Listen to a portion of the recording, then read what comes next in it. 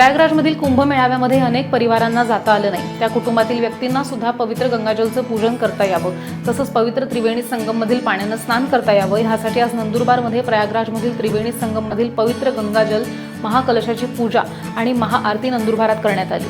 हजारो जोडप्यांच्या उपस्थितीमध्ये पूजा आणि महाआरती करण्यात आली। या महाआरतीला माजी मंत्री डॉक्टर विजयकुमार गावित, माजी आमदार शिरीष चौधरी हे सुद्धा सपत्नीक सहभागी झालेले होते।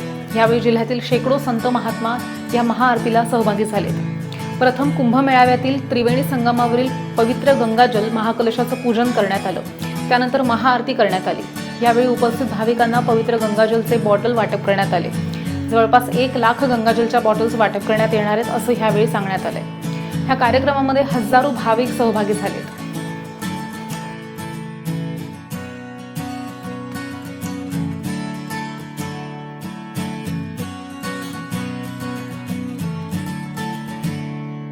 आमंत्रित केलं होतं, पण त्याचे कार्यक्रम दुसरीकडे होते। आज मंत्रिमंडळाची महत्वाची बैठक असल्यामुळे ते या ठिकाणी येऊ शकले नाही, पण त्यांनी आपल्याला शुभ संदेश पाठवला आहे। एक चांगलं उत्तर काय अनुभव आणि आपल्या सर्वांच्या माध्यमातून होत आहे, त्याला त्यांनी शुभ संदेश दिला आहे।